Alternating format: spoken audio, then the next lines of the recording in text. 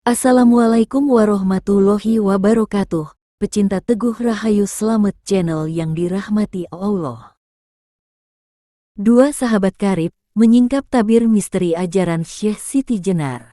Langit senja di desa kecil tempat Jati dibesarkan mulai merona keemasan. Angin semilir membawa aroma khas tanah basah setelah diguyur hujan sepanjang sore. Lebaran telah tiba, dan desa kembali hidup dengan kedatangan perantau yang pada pulang kampung. Surau keluarga Jati, yang terletak di sisi sawah lereng Gunung Kelut, menjadi tempat berkumpul para santri dan penduduk desa untuk salat dan berdiskusi keagamaan maupun isu kehidupan. Jati, seorang pria bersorban dengan wajah teduh, duduk bersila di dalam langgar. Dia baru saja menyelesaikan wiridnya setelah salat Isya. Tiba-tiba, suara langkah terdengar mendekat. Seorang pria tinggi dengan senyum hangat masuk ke dalam langgar. Itu adalah Rahman, sahabat karibnya sejak mondok di pesantren yang terkenal di Jawa Timur. Pondok yang telah banyak melahirkan tokoh cendekiawan muslim, ulama besar, pejabat, bahkan pemimpin negeri ini. Assalamualaikum, Jati, sapa Rahman dengan penuh semangat. Waalaikumsalam, Rahman. Masya Allah. Akhirnya kita bertemu lagi di sini. Bagaimana kabarmu setelah sekian lama? Jati menyambutnya dengan pelukan hangat. Alhamdulillah, baik. Bagaimana denganmu? Sudah lama tidak mendengar kabar darimu. Setelah mondok, kudengar engkau mendalami beberapa tarikah, benar? Jati tersenyum. Iya, aku lebih banyak menghabiskan waktu dengan suluk dan tarekat. Aku ingin lebih mendalami hakikat dan makrifat. Dan kau, Rahman? Rahman mengangguk. Aku melanjutkan studiku di Institut Agama Islam.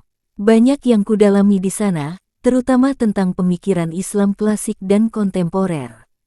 Petik 2. Mereka pun duduk berhadapan, bersandar di pilar kayu surau.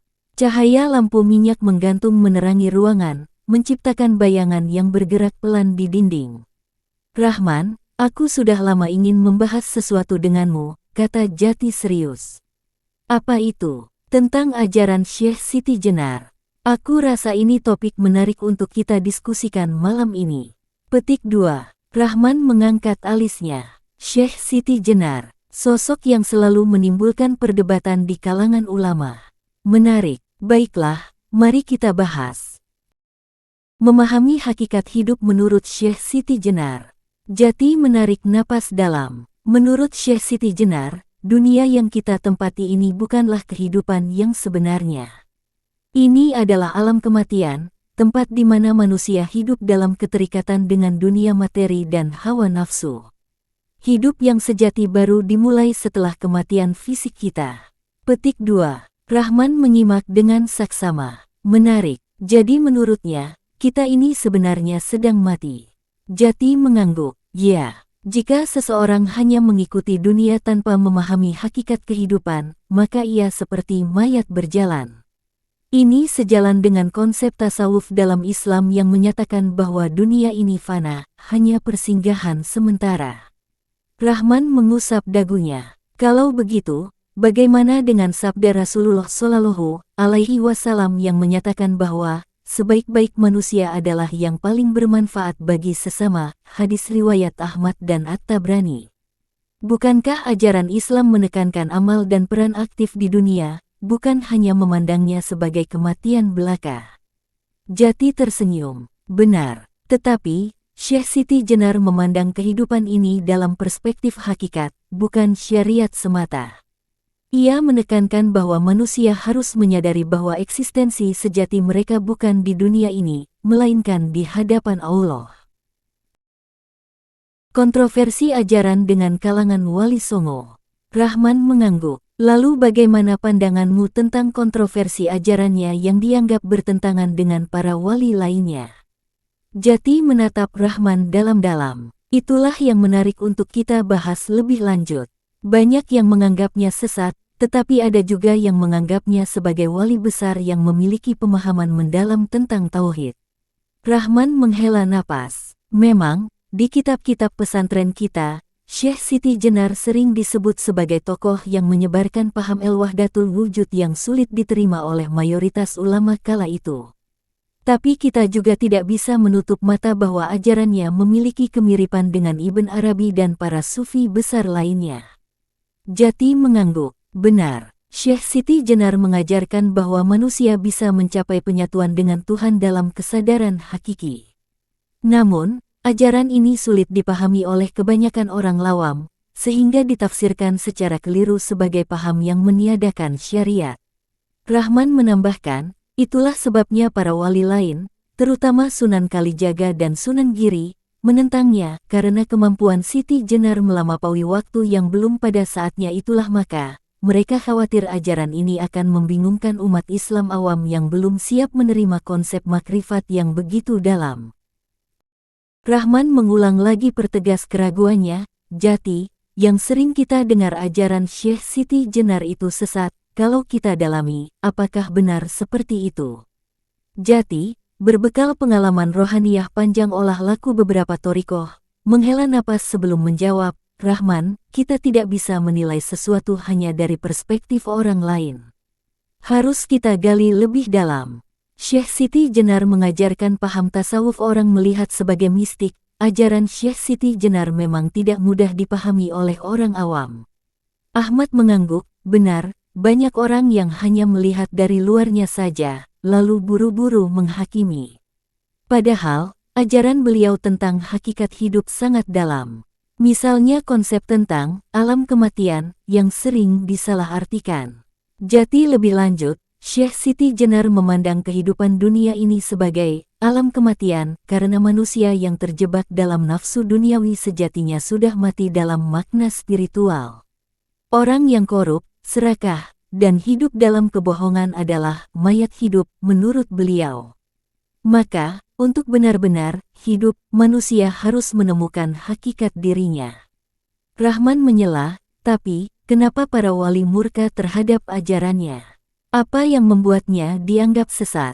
Jati tersenyum tipis, masalahnya bukan pada ajarannya, tetapi pada penerapannya oleh sebagian pengikutnya.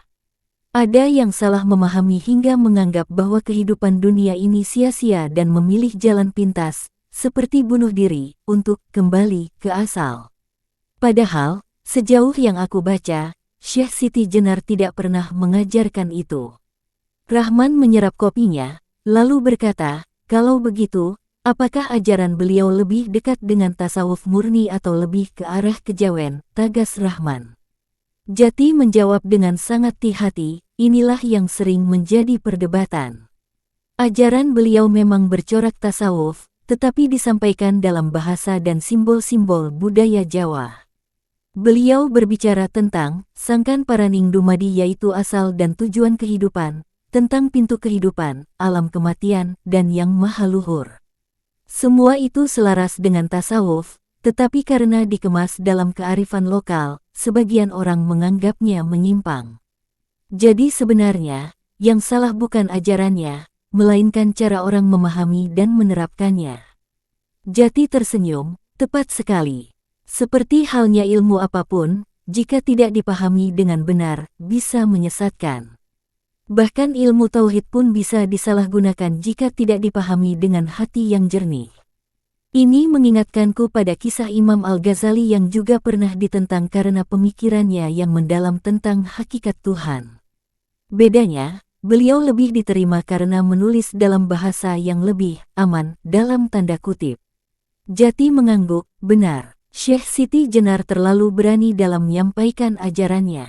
Sehingga, untuk era pada zamannya, ia dianggap sebagai ancaman, baik dari segi spiritual maupun politik. Namun, jika kita kaji dengan hati yang terbuka, ajarannya bukanlah ajaran sesat. Hanya saja, tidak semua orang siap menerimanya.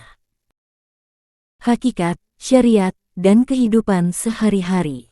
Jati mengambil segelas air dan diminumnya perlahan. Lalu, menurutmu, bagaimana kita seharusnya memandang ajaran Syekh Siti Jenar dalam kehidupan sehari-hari? Rahman berpikir sejenak. Aku rasa, kita harus menyeimbangkan antara syariat dan hakikat. Syariat adalah jalan untuk mencapai hakikat. Tidak mungkin seseorang bisa memahami hakikat tanpa terlebih dahulu menjalani syariat dengan baik. Itulah yang diajarkan para ulama. Jati mengangguk. Betul. Tanpa syariat, seseorang bisa tersesat dalam pemahaman yang keliru tentang makrifat. Dan tanpa makrifat, seseorang hanya akan terjebak dalam ritual kosong tanpa pemahaman mendalam tentang Tuhan. Rahman menarik nafas dalam, kemudian berkata, Syekh Siti Jenar mengajarkan konsep yang dalam, tetapi dalam Islam, hakikat dan syariat harus berjalan beriringan. Allah berfirman dalam Al-Quran, dan aku tidak menciptakan jin dan manusia melainkan supaya mereka beribadah kepadaku. Quran Surat As-Sariyat, 56. Jati menyimak dan mengangguk. Benar. Bahkan dalam tasawuf, para ulama besar seperti Imam Al-Ghazali menekankan keseimbangan antara syariat, tarekat, hakikat, dan makrifat. Tanpa syariat, seseorang dapat terjebak dalam paham yang menyimpang. Mereka melangkah keluar dari surau, meninggalkan cahaya lampu minyak yang berkelip-kelip, seolah mengiringi perjalanan batin mereka menuju pemahaman yang lebih dalam tentang hakikat dan syariat. Malam menyelimuti desa, tetapi di hati mereka, cahaya ilmu tetap, nyala.